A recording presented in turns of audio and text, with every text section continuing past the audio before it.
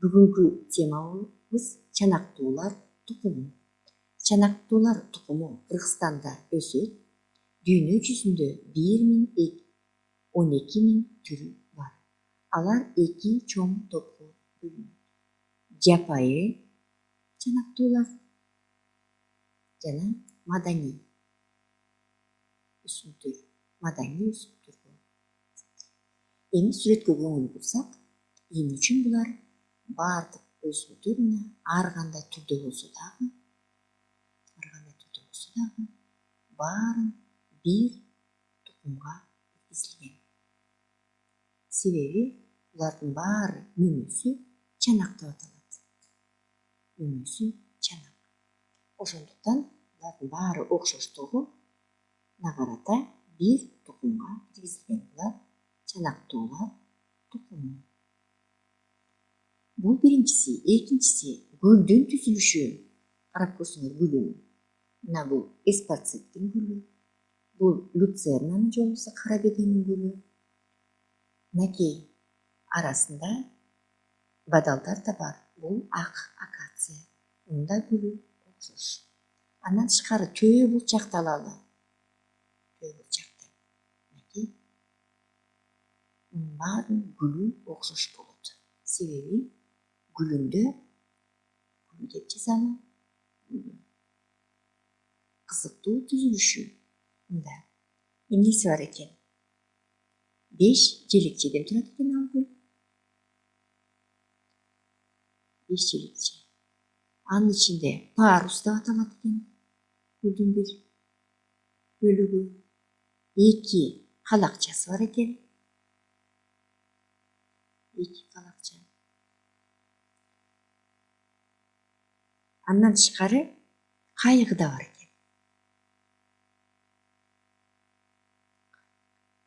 Ошондуктан бул түзүлүшү баардыгы окшош болгондуктан буларды дагы бир тукумга киргизилген. Чанактуулар тукуму. Түсү боюнча гүлдөр кандай болот? Түсү боюнча. Сүрөттөн карап көрсөңөр. Кызгылт, розовый цвет, же болбосо сыя цвет. Ак акациянын гүлү ак болот. Дагы бир түрү бар, сары акация деп. Анын гүлү дагы сап-сары болот. Көбүнчөсү кызгылт түсүндө. Анан көбүнчөсү дагы ак түстө болот экен. Экинчи дагы өзгөчөлүгү булардын биринчи жалбырактары мурутчага айланат экен. Сүрөттө көрүп турасыңар. Мурутчага айланып калат экен. Бул дагы өзгөчөлүгүнүн бири болуп эсептелет. Жазып коюңуз. Биринчи жалбырагы мурутчага. Жалбырак мурутча. Бул ыңгайланын бир түрү болуп саналат. Себеби булардын сабагы түз эмес, жөрмөлөчү.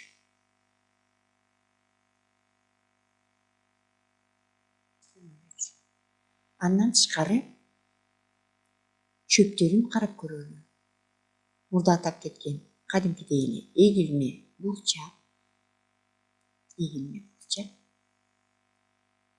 Аларды бышпай турганда биз үйдө салатка колдонуучу мынакей жашыл түрүндө, бышпаган түрүндө колдонуп, консерва түрүндө биз салаттарга колдонуп атабыз. Эгилме бурчак. Бышканда алар сары жана жашыл. Кыргызстанда экинчи көбүрөөк колдонгон кадимкидей эле мына фасоль. Азыркы мезгилде Талас областында көп өстүрүшөт. Соя. Бул да аябай белокко бай өсүмдүк. Мындан тышкары соядан эмне алынат экен? Соядан май алынат, соя майы. Анан өзүнчө бурчактан дагы бурчагы дагы белокко бай. Көбүнчө вегетарианецтер ушу сояны колдонушат. Белокту ушу менен алышат. Белокту соядан алынат. Төртүнчүсүн алсак, булар Беделер.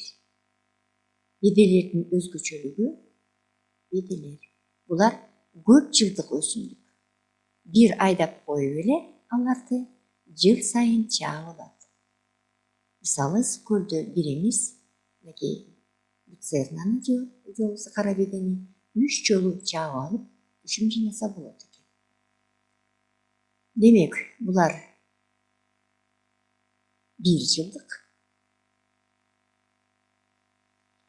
Беделер, эспацет менен люцерна булар көп жылдык өсүмдүктөр болуп эсептелет. Сүрөткө көңүл буралы. Бул салат жасалган ар кайсы чанактуулар тукумунан алынган. Өзүнчө белокко бай продукциялар. Дагы бир өзгөчөлүгү беделерди өстүргөндө топуракта толтура белоктор пайда болот. Топуракта белок топтолот. Ал кантип алынат деген суроо пайда болот. Топурак белокко бай болот. Андан тышкары азотко бай болот. Себеби деген бул өсүмдүктөрдүн тамырлары абада азотту сиңирип тамырларына тамыр аркылуу топтолот. Ошондуктан беделерди өстүрүп, андан кийин картошкаларды өстүрсө, картошка сонун көп санда чыгат. Себеби деген үшүм бай болот. Себеби деген азот топтолот. Азот удобрениясы пайда болот. Андан тышкары ушу процессти, мореки процессти симбиоз деп аталат. Себеби деген симбиоз. Эки организмге бириктирип туруп пайда кылышат бири-бирине. Бул учурда бул беден алалы, анан экинчиси пайда болуп бактериялар. Бактериялар кайда топтолот экен? Тамырында. Ушу бактериялар анан азотту сиңирип алат экен. Мөмөсү чанак экен. Карап чыктык, мөмөсү биякта көрүнүп атат, бул жерде көрүнүп атат. Ошонун атынан дагы бир сыйра эсеге салып коелу, чанактуулар деп аталып калган. Дагы бир кызыктуу маалымат.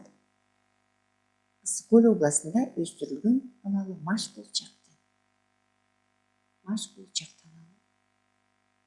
Бул дагы чанактуулардын өкүлү. Маш булчактын мөмөсүндө толтура крахмал топтолот экен. Ошондон жана фунчоза кисмеси ошондон жасалат экен.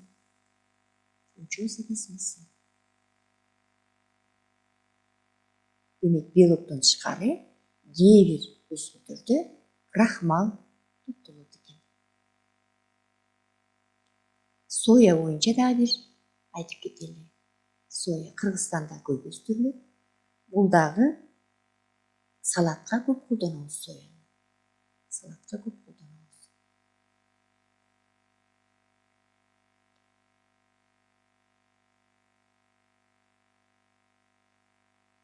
Мына ушундай чанактуулар өзгөчөлөнүп, гүлү боюнча, мөмөсү боюнча өзгөчөлөнүп бир тукумду түзүшөт экен. Алар адамдын жашоосунда чоң ролду ойнойт экен.